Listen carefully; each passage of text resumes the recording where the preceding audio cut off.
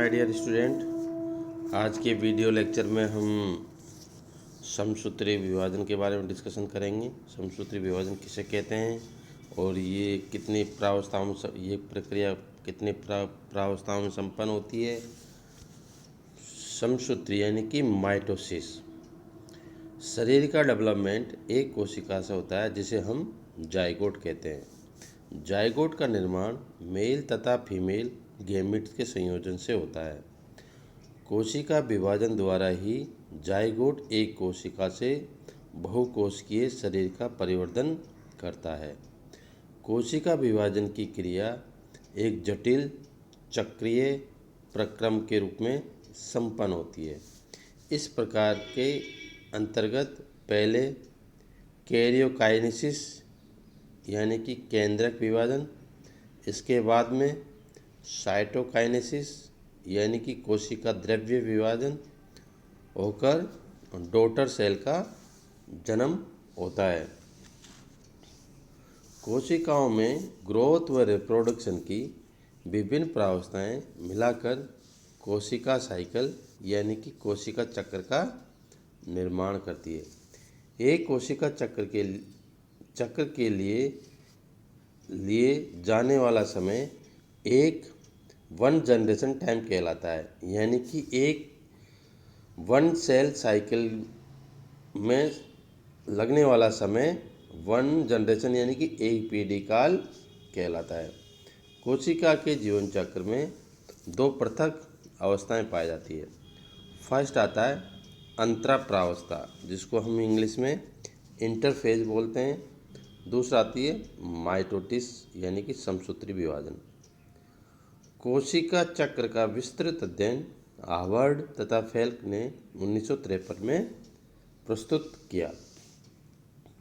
Cell cycle को मुख्य रूप से चार प्रावस्थाओं में बांटा गया है।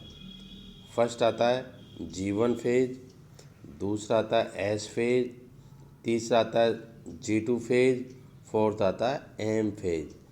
यहाँ हमारा जी से क्या तात्पर्य है? हमारा जी से तात्पर्य यहाँ पे है अंतराल या गैप से होता है। G4 अंतराल या गैप।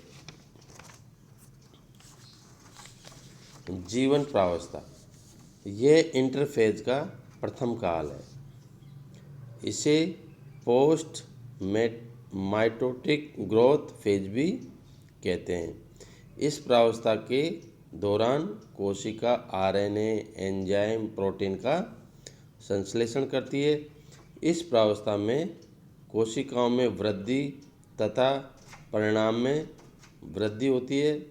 इस काल के दौरान कोशिका के डीएनए भाग में कोई परिवर्तन नहीं होता है। सामान्यतः जीवन फेज प्रावस्था 8 से 10 घंटे की होती है। एस प्रावस्था ये इंटरफेज का द्वितीयक यानी कि सेकंड पीरियड है। इस प्रावस्था में डीएनए का संश्लेषण होता है तथा इस पीरियड के दौरान हिस्टोन का संश्लेषण तथा डीएनए और इनसे जुड़ने वाली क्रियाएं होती है। इसका लगभग 6 से 8 घंटे पीरियड का होता है, यानी कि एज प्रावस्था का जो टाइम पीरियड है वो 6 से 8 घंटे का होता है। थर्ड आता है G2 प्रावस्था।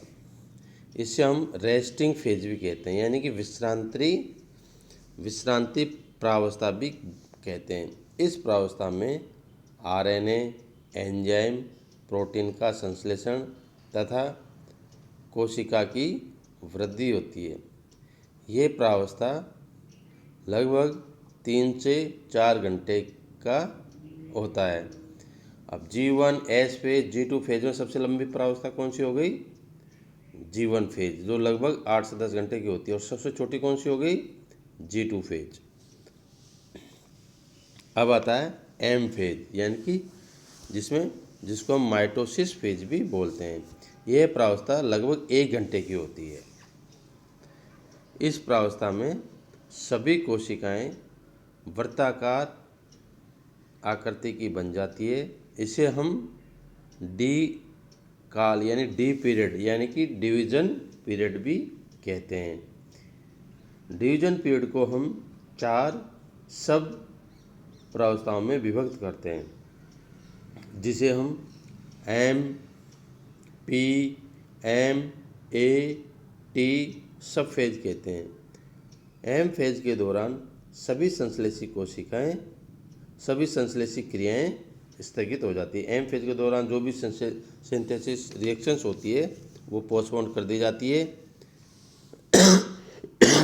पी से तात्पर्य प्रोफेज, एम से मतलब मेटाफेज, ए से मतलब एनाफेज और टी से मतलब टीलोफेज, यानी कि पी एम ए टी ये सब फेज होती है। P M A T.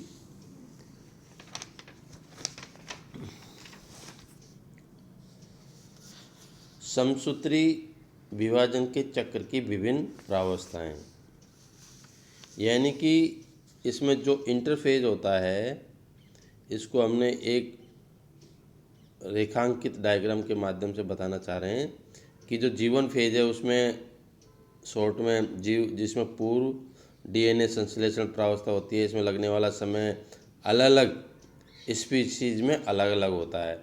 Animals में अलग होता है, प्लांट्स में अलग होता है। तो जीवन फेज है उसका लगभग हमने पहले बताया कि 8 से 10 घंटे में संपन्न होती है, लेकिन अलग अलग स्पीशीज में इसका टाइम पीरियड अलग अलग होता है। जैसे कि विसिया फेब्रा में ये लगभग 12 घंटे में होती है। जो रेट होता है उसकी सेल्स में 12 आवर्स में होती है, और मानव में भी ये लगभग 12 आवर्स में संपन्न होती है। इंटरफेज की एस फेज, यानी कि इसमें डीएनए संश्लेषण प्रावस्था कहलाती है। तो इसमें जो लगने वाला समय विसिया वेपरा होता है, इसमें लगभग 6 आवर्स का टाइम लगता है। जो रेट होता है उसकी सेल्स कोशिकाएं होती है, मूसे की जो कोशिकाएं होती है उसमें 6 से 8 घंटे का समय लगता है। जो मानव की सेल्स होती है, मनुष्य की जो कोशिकाएं होती है उसमें लगभग 10 घंटे का समय में ये एस फेज संपन्न होती है, प्रावस्था संपन्न होती है। अब इंटरफेज में थर्ड आता है G2 फेज, यानी पोस्ट पश्च डीएनए संश्लेषण प्रावस्था। इसमें विसिया वेपा में 12 आवर्स, जो मूसे की कोशिकाएं होती है यानी कि रेट की जो सेल्स होती है उसमें 3 से 6 आवर्स, और जो मनुष्य की सेल्स होती है उसमें लगभग 3 आवर्स। अब इसके माइटोसिस एम फेज यानी समसूत्री प्रावस्था। एम फेज में विसिया वेपरा तथा जो चूहे की सेल्स होती है और मनुष्य की जो होती है, इनमें लगभग तीनों में ही 1-1 आवर्स का समय होता है।